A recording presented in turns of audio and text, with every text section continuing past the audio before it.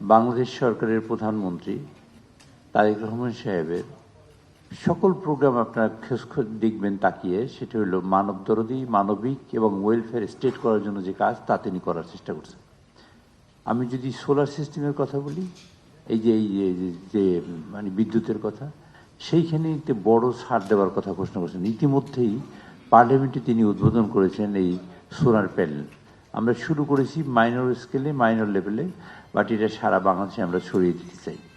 উনি বলেছেন, মিস্টার গাওয়ারি বলেছেন 73% রুরাল পিপল এটাকে অ্যাডাপ্ট করেছে ইন পাকিস্তান। 73%। এটা কিন্তু একটা বড় ব্যাপার। আমাদের দেশে আমরা একটা অনেক কাজ করি, আমি সেখানে শুনেছি, আমি শোনার কথা বলছি, যারা এক্সপার্ট ছিলেন তারা বলেছেন 4 বছরে এই টাকাটা ফিরে আসে। তো তারপর 15 বছর যদি এটা লাইফ থাকে, স্প্যান থাকে, তাহলে বাকি সময়টা কিন্তু টোটালি লাভ। এটা হতে পারে আমাদের রিনিউয়েবল এনার্জি থেকে, সব জায়গা থেকে, মানে এই পদ্ধতিতে হতে পারে। আমি মনে করি বাংলাদেশের গভর্নমেন্টের এইবার ট্যাক্সেশনের কোশ্চেনে অনেক ছাড় দিয়েছেন, এবং সেখানে যারা ইন্ডাস্ট্রিয়ালিস্ট আছেন আমি তাদের অনুরোধ করব, আমি আপনাদের মাধ্যমে অনুরোধ জানাতে চাই তারা যেন এগিয়ে আসেন। সেই সাথে গ্রামের মানুষকে গভর্নমেন্ট আর একটা প্রোগ্রাম নিয়েছে, সেটা হলো আমাদের যত পাওয়ার প্ল্যান্ট আছে, মানে কী বলে আমাদের সেচের যেগুলা প্রজেক্ট আছে, মানে সেচ, টিউবওয়েল, পাওয়ার পাম্প, অল পাওয়ার পাম্পকে ট্রানজিশন করার চেষ্টা করতেছে গভর্নমেন্ট, ফ্রম ইলেকট্রিসিটি থেকে একদম সোলার সিস্টেমে নিয়ে আসার জন্য। It will be big change আমি মনে করি। গভর্নমেন্টের ট্যাক্সেশনে ছাড় দেওয়ার খুব একটা মানসিকতা আছে। আমরা একটা ট্যাক্সের কথা বলেছিলেন সেদিন বিদ্যুৎ মন্ত্রী, উনি বলেছেন যে আপনারা যদি কাজ শুরু করেন ট্যাক্সের কোশ্চেনে কোনো প্রবলেম হবে না। ইতিমধ্যেই ট্যাক্সের ব্যাপারটা আপনারা দেখেছেন যে গভর্নমেন্ট অনেক বড় ছাড় দিয়েছেন। প্রত্যেকটা ক্ষেত্রে আমাদের সরকার ছাড় দেওয়ার চেষ্টা করেছেন, এবং গ্রামের মানুষ, সাধারণ মানুষ, গণমানুষ যাতে উপকৃত হয়। একটা ওয়েলফেয়ার স্টেট বলতে তো আমরা করতে পারবো না অল্প সময়ের মধ্যে, 3 মাসে করবো না, বা 3 বছরেও সম্ভব না, বাট আমরা সেটা শুরু করতে চাই, তার ভিত্তিটা তৈরি করতে চাই। সেই ভিত্তি তৈরি করার একটা অন্যতম বড় খাত হলো এই রিনিউয়েবল এনার্জি। তিনি ইতিমধ্যেই সকল গভর্নমেন্ট অফিসগুলোকে রুপটপ করার জন্য বলেছেন, যে রিনিউয়েবল এনার্জি করার জন্য বলেছেন। যতগুলো ফ্যাক্টরি আছে আমরা সেগুলোকেও টার্গেট করেছি, সেই সবগুলোকে আমরা করার চেষ্টা করব। অ্যাট দ্য সেম টাইম যে রুরাল এরিয়াতে আমরা ওইরকম অতটা ফোকাস আমরা করতে পারিনি, বাট আমরা চেষ্টা করব আমাদের স্বল্প পয়সার মধ্যে আমরা এই কাজটা করতে পারি, এটা চেষ্টা আছে। ক্লেমনের কিউআর কোড স্ক্যান করো আর ঘুরে দেখো বাংলাদেশের ঐতিহ্য।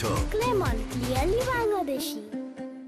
আর একটা খুব ইম্পর্টেন্ট বিষয়, সেটা হলো এই যে যেটা আমাদের মানে আমাদের এই সিবিডির এই যে ডক্টর মোয়াজ্জেম সাহেব বললেন, সেটা হলো যে ব্যাংকের ফাইন্যান্সিংয়ের প্রশ্ন আছে, এবং আমাদের ফ্ল্যাট করে ফেলেন এই চায়নার ওরাই নেই, ওরা যে পদ্ধতি মানে অ্যাডাপ্ট করেছে তাদের দেশের জন্য।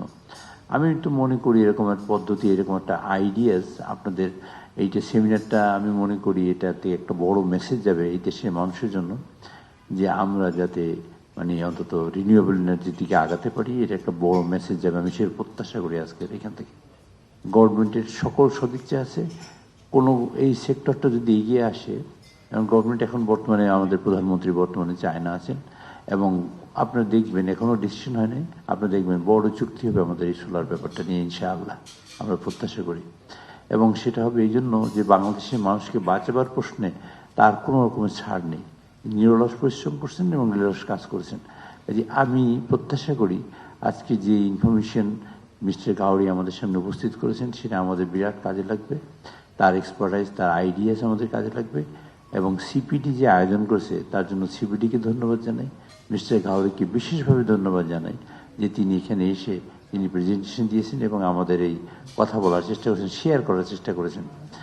পৃথিবীতে মানুষ এইভাবে একজন আরেকজনের মানে পার্টনার্স আর প্রোগ্রেস, একটা অ্যাডভার্টাইজমেন্ট দেখেছিলাম, this is very important, and he has come with all the informations, the exciting information, at the same time the process how they have done ইট।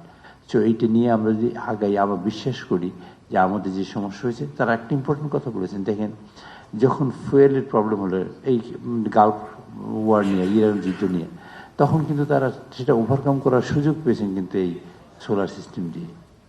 এটা কিন্তু ভেরি ইম্পর্টেন্ট পয়েন্ট। এই যে আমরা কিন্তু suffer করেছি, কিন্তু ওনারা সাফার করেননি।